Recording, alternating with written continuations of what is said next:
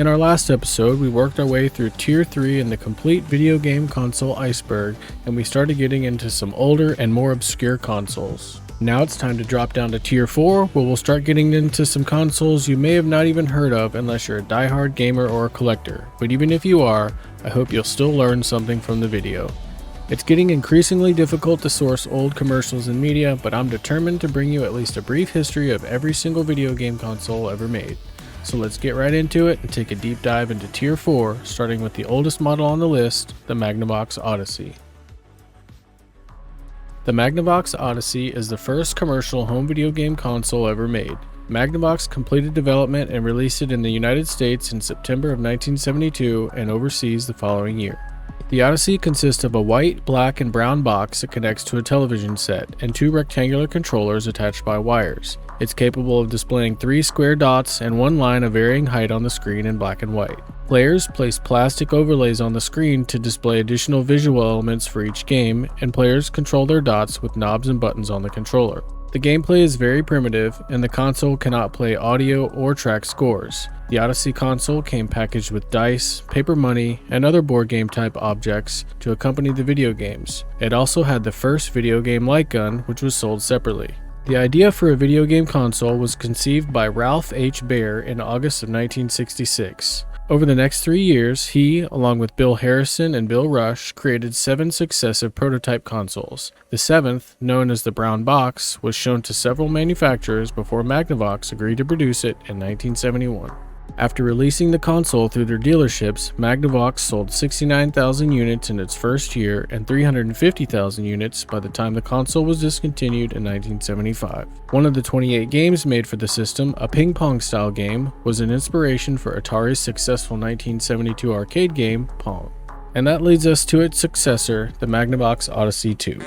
The Magnavox Odyssey II, also known as Philips Odyssey II, is a second-generation home video game console that was released in 1978. The Odyssey II was one of the 4 major home consoles prior to the 1983 video game market crash, along with the Atari 2600, the Intellivision, and ColecoVision. The original Odyssey had a number of removable circuit cards that switched between the built-in games. With the Odyssey II, each game could be a unique experience with its own background graphics, foreground graphics, gameplay, scoring, and music. It had 64 bytes of RAM, 1 megabyte of ROM, 16 colors, and a 100 by 200 screen resolution. The Odyssey II used the standard joystick design of the 1970s and early 80s. The original console had a big silver controller held in one hand with a square housing for its 8-direction stick that was controlled with the other hand. Later releases had a similar black controller with an 8-pointed star-shaped housing for its directional joystick. In the upper corner of the joystick was a single action button, silver on the original controllers and red on the black controller. One of the strongest points of the system was its speech synthesis unit, which was released as an add-on for speech, music, and sound effects enhancement. The area that the Odyssey II may be best remembered for was its pioneering fusion of board and video games, the Master Strategy series. The first game released was Quest for the Rings, with gameplay somewhat similar to Dungeons & Dragons and a storyline reminiscent of The Lord of the Rings. The Magnavox Odyssey II was produced for a total of 6 years and sold about 2 million consoles worldwide during that time. And that's the brief history of the Magnavox Odyssey consoles. At around the time the Odyssey was leaving, a new company was entering the home video game market, known as SEGA. The SG-1000 is a video game console manufactured by SEGA. It was SEGA's first entry into the home video game console business. Developed in response to a drop in arcade cabinet sales starting in 1982, the SG-1000 was created at the advice of Hayao Nakayama, president of Sega's Japanese division, and was released on July 15, 1983, the same day Nintendo released the family computer in Japan. The SG-1000 was released in several forms, including the SC-3000 computer and the redesigned SG-1002 released in 1984. The SG-1000 and the SC-3000 both support a library of 76 ROM cartridge games and 29 Sega MyCard games. It has a 3.58 MHz CPU, 1 KB of RAM, and 256 by 192 screen resolution with 16 colors. A third version of the console, the Sega Mark III, was released in 1985. It had a better video display processor over previous version and was the basis for the Sega Master System that was later released in 1986. All SG-1000 games are fully compatible with the Mark III and the Japanese version of the Master System. By 1984, the Nintendo Famicom began to outsell the Sega SG-1000. The Famicom had more advanced hardware that allowed it to perform smoother scrolling, and it had much more colorful sprites.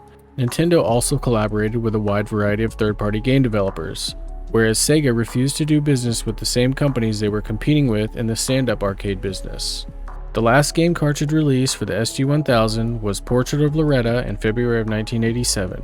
In the 2-year lifespan of the console, about 2 million units were sold worldwide. Okay, that's enough about Sega for now, and we're going back to Nintendo to talk about a couple ultra-rare consoles that were released only in Japan. The first one is known as the Twin Famicom. The Twin Famicom is a video game console produced by Sharp and licensed by Nintendo. It was exclusively released in Japan in July of 1986 at a price of 32,000 yen, which converts to about $600 today, accounting for inflation.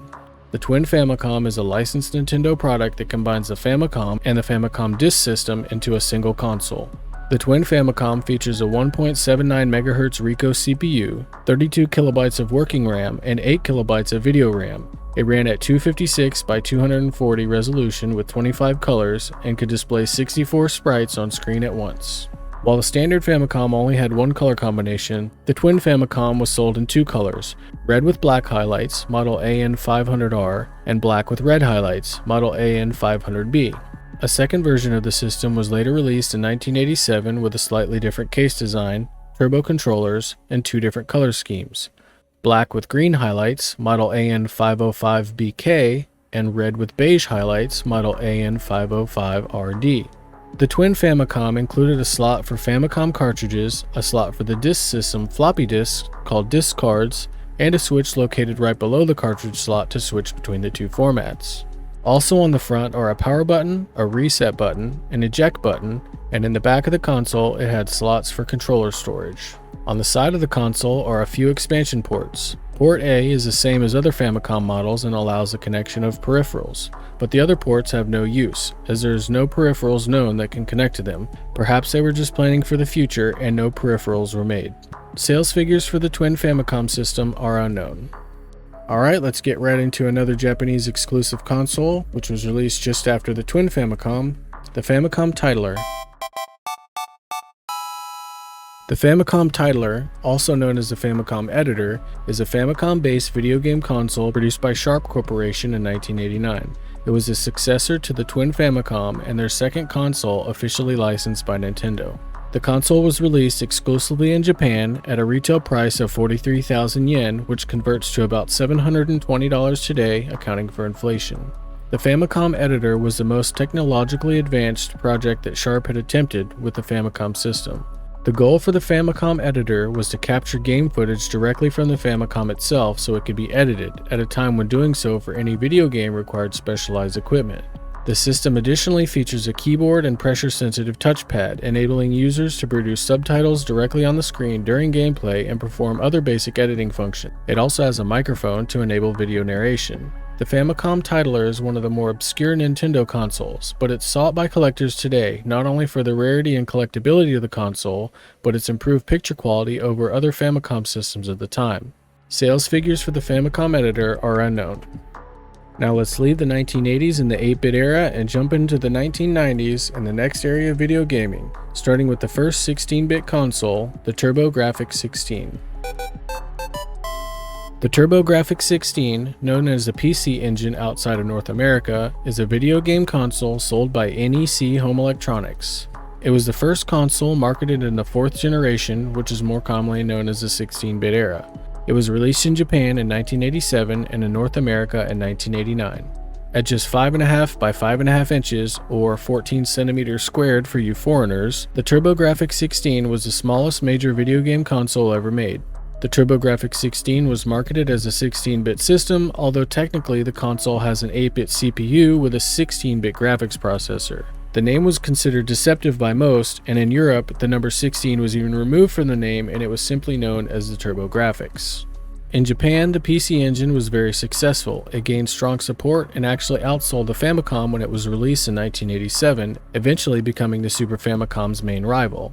However, the TurboGrafx 16 failed to break into the North American market and was considered a commercial failure. Games were released on HuCard cartridges and later the CD-ROM optical format with the TurboGrafx CD add-on. At least 17 models of the console were made, including portable versions and those that had the CD-ROM add-on built into the system. An enhanced model of the TurboGrafx 16, the PC Engine SuperGrafx, which we already talked about on Tier 3, was rushed to market in 1989 but was also considered a failure. The final model was discontinued in 1994, having sold about 7.5 million units worldwide, including all variations.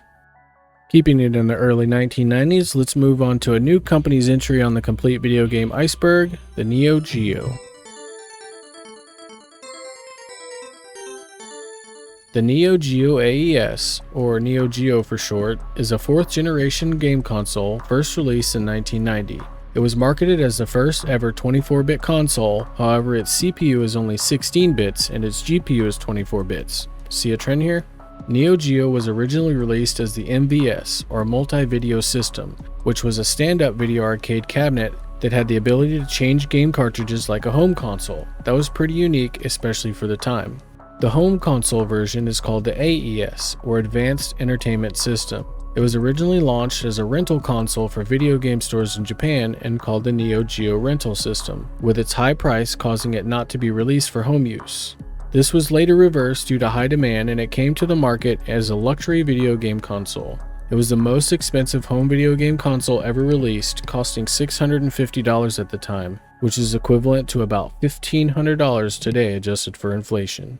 The NeoGeo was a very powerful system when it was released, more powerful than any video game console at the time, and many arcade systems didn't catch up to its powerful specs until years later. Several successful video game series were released for the platform, such as Fatal Fury, Art of Fighting, Samurai Showdown, The King of Fighters, and Metal Slug.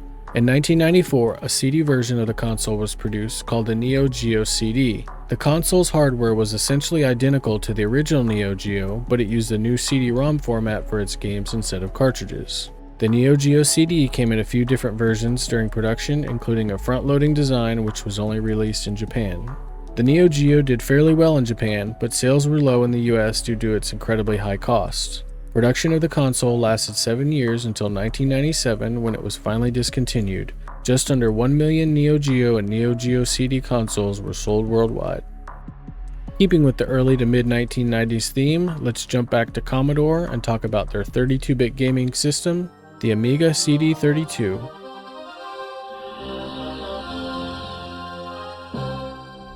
The Amiga CD32 is a 32-bit video game console developed by Commodore and released only in Europe, Australia, Canada, and Brazil in 1993. The CD32 is part of a family of Amiga computers and it uses CD-ROM as its media format. It was based on Commodore's Advanced Graphics Architecture chipset and has similar specifications to the Amiga 1200 personal computer. In fact, using third-party devices, it's possible to upgrade the CD32 with a keyboard, floppy drive, hard drive, RAM, and a mouse, turning it into the equivalent of an Amiga 1200 computer.